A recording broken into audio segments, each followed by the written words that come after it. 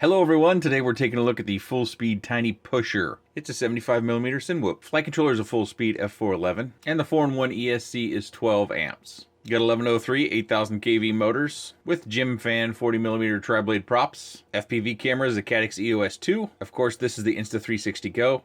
It is an option, but it does not come with the quad. Underneath my receiver is the Nano 400 VTX, which is power switchable from pit mode all the way up to 400 milliwatts. With the Insta360 Go, it weighs 64.5 grams. Without it, it weighs 46.25 grams. I flew it on this GNB 3S 520 milliamp battery for the best flight time, bringing our all-up weight to 107 grams. The carbon fiber plate looks to be just over 1 millimeter thick. And motor post to motor post, I do get 75 millimeters. Full Speed does have a naked GoPro mount if you would need it. The flight footage that we're about to see, I am not going to talk over the first part of it. I found it fairly interesting to just kind of take in the audio. You can hear the wind, you can hear some distant traffic, you can hear some dogs, you can hear various things that are going on in the neighborhood. And I find with the slow pace that that's kind of the point of these. So I just wanted to give you a shot to enjoy it without me mucking it up.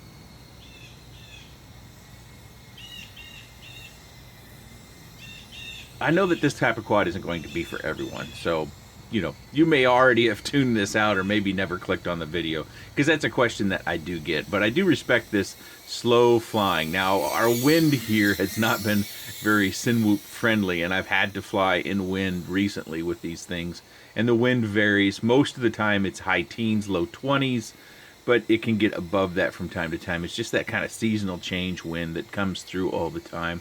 I am going to render this a little lower resolution. I think I may have done this camera a disservice by trying to pump up the frames per second and the resolution to standard HD footage. So if you find that this is at a lower resolution, that is why. Because it seems to be the point of this is primarily the recorded footage, which the Insta360 Go really can cover up a lot of our sins when it comes to flying with.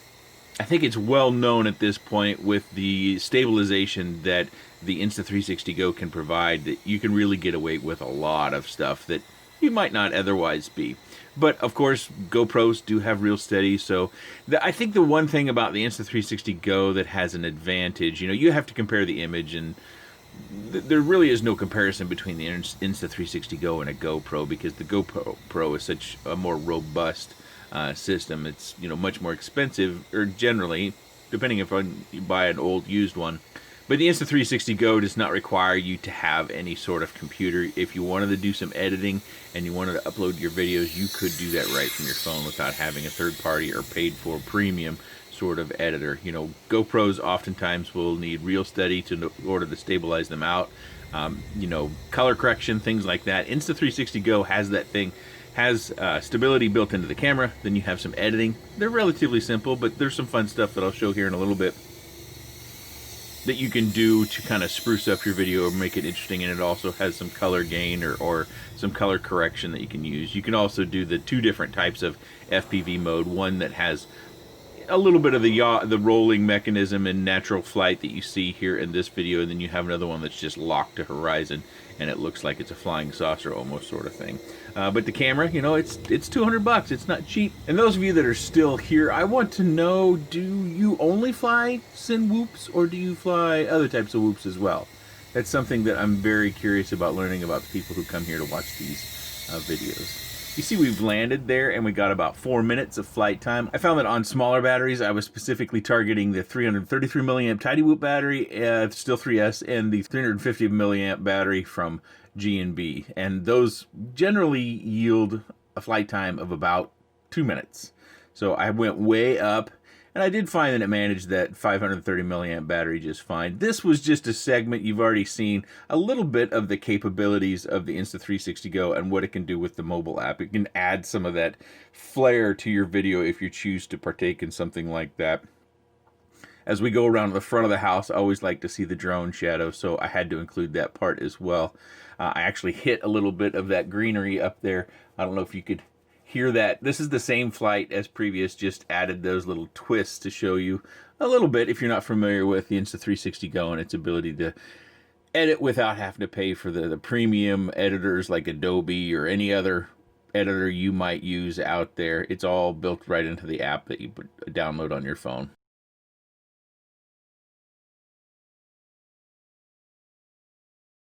We're going to kind of turn the corner here a little bit, and we're going to have one less little kind of slow roll through those trees there.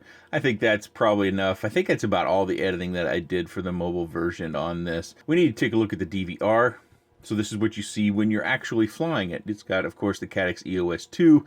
You can see the OSD information on there. You can see the throttle value that I'm flying at. You can see flight time. You get to see everything. The voltage sag. I noticed there was a fair bit of voltage sag, so that was one of the reasons also that I went up to a different sized battery, because on the 333 milliamp TinyWhoop battery, which is a good battery, the voltage sag was pretty tremendous. So the motors are 1103, so they don't seem to be as efficient because they're carrying a little bit more weight, but they'll very likely be a little bit more robust. 1103s, I think, are more durable than their 0802s that you might find that are on same sort of quads. Okay, so we got to see the DVR, which is about as closest to what you can get in the goggles. We got to see a little bit of fun stuff for the Insta360 Go, and then we also got to see the native Insta360 Go flight that went for just a touch over 4 minutes. I think that's all the flight footage I had. Let's jump back to the desk. So if you didn't notice, there really isn't anywhere to put your receiver on a tight little quad like this. You know, they've got literally no space between what would be your ground surface and your ESC. That's something else to be aware of, that you are going to want to take off and land from what is a known flat surface without any debris or anything, because you don't want to be banging that right onto your electronics. But if you, I don't know, maybe could you slide your receiver up there? I just don't think it's big enough. This is an RXSR. It's one of the smaller receivers. Of course, you can take the connector off of it and make it even smaller. I opted just to use some foam tape and stick it right to the top of the VTX. Seems to work fine. And then I run my battery through here. You'll notice that they used what I call loom rubber bands here to mount your battery, and this does go in there just fine. Let me show you that real quick. If I get my camera out of my face and way. So I would mount it, well, I got that a little too far in. So I'd mount the camera like that, plug it in, and then off I go.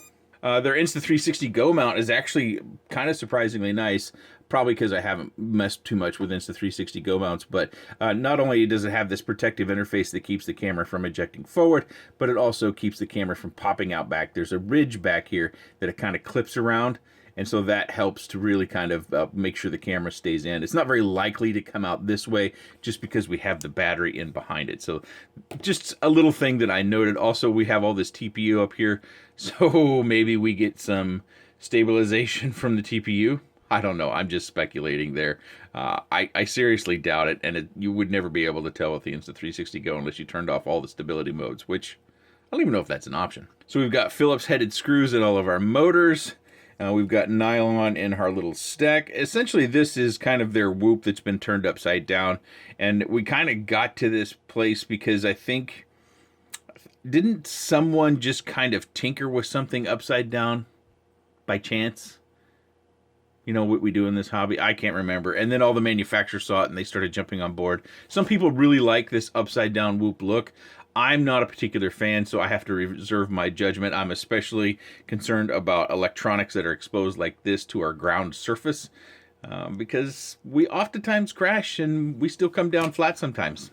I think in this case we were more likely to come down with the heavy side down because we've got the Insta360 Go and we've got our battery, but it depends on your height, how your bulk, maybe your attempted recovery, all those things. It could come back in various different ways. I would say if you get one of these, you should cover this with some foam tape at the very least, just to make sure it won't.